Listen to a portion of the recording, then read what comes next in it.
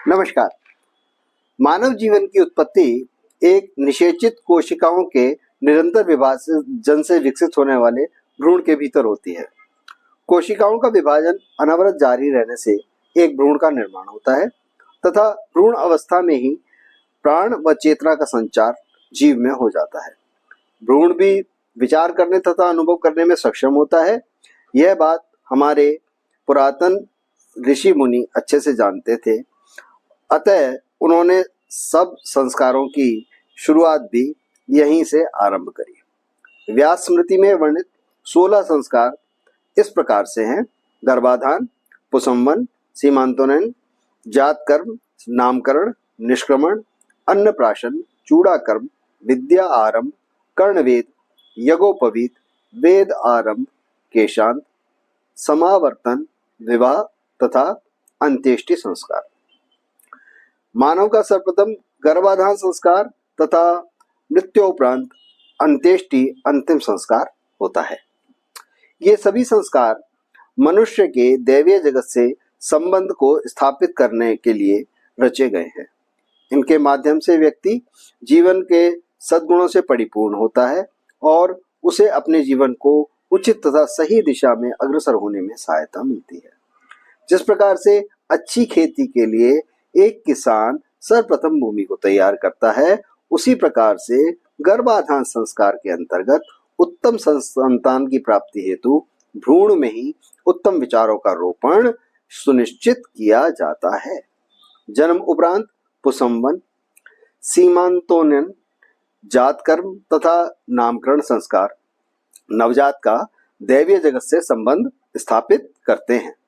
इसके बाद होने वाले चूड़ा कर्म और यज्ञोपवीत संस्कार बालक को अनुशासन और संयमित जीवन का ज्ञान प्रदान करते हैं।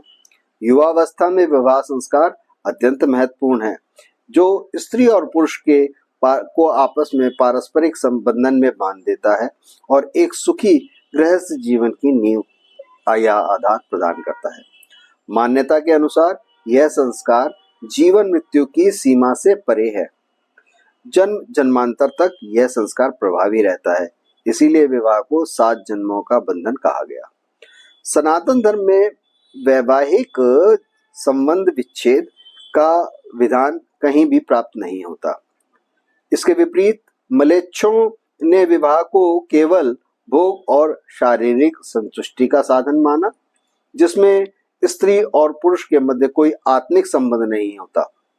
इसी कारण उनमें विवाह पूर्व तथा विवाहोत्तर शारीरिक संबंध तथा वैवाहिक संबंध विच्छेद तलाक जैसे चारित्रिक दोष दृष्टिगोचर होते हैं। पुरातन समय में सनातन धर्म में ऐसे दोषों का सर्वथा अभाव था और अंततः जब यह शरीर अपनी जीवन यात्रा को पूर्ण करके प्राण विहीन हो जाता है, जब शारीरिक पंच तत्वों को पुनः मूल पंच तत्वों में विलीन करने की आवश्यकता होती है, तब अंत्येष्टि संस्कार संपन्न किया जाता है। ऐसी मान्यता है कि अंत्येष्टि संस्कार में वर्णित कर्म कांड द्वारा जीव की अतृप्त वासनाएं शांत हो जाती हैं। वह सभी मोह माया इत्यादि बंधनों को त्याग कर पृथ्वीलोक से परलोक को गमन करता है। अंत्येष्टि संस्कार में 5 पिंडदान किए जाते हैं। मनुष्य के मस्तिष्क को उसके जीवन का वास्तविक केंद्र माना गया है और उसके विकास का क्रम अनवरत जारी रखने हेतु कपाल क्रिया का कर्मकांड किया जाता है। अस्थि विसर्जन, पिंडदान और शुद्धिकरण यज्ञ से जीवन के नामकरण के से आरंभ हुए प्रथम यज्ञ तथा उसमें दी गई अभिमंत्रित आहुतियों का क्रम भी पूर्ण हो जाता है। पुरातन संस्कारों को त्यागने के परिणाम स्वरूप वर्तमान समय में हमारा समाज पथभ्रष्ट होकर विभिन्न प्रकार के दुख और क्लेशों से युक्त जीवन को व्यतीत कर रहा है। इन संस्कारों की पुनर्स्थापना ही हमारे इस जीवन को पुनः संतुलित तथा शांत कर सकती है। तो इस प्रकार यह था जन्म से लेकर मृत्यु तक के धार्मिक संस्कारों का संक्षिप्त ज्ञान। अभी तक आपका सानिध्य मेरा सौभाग्य रहा है।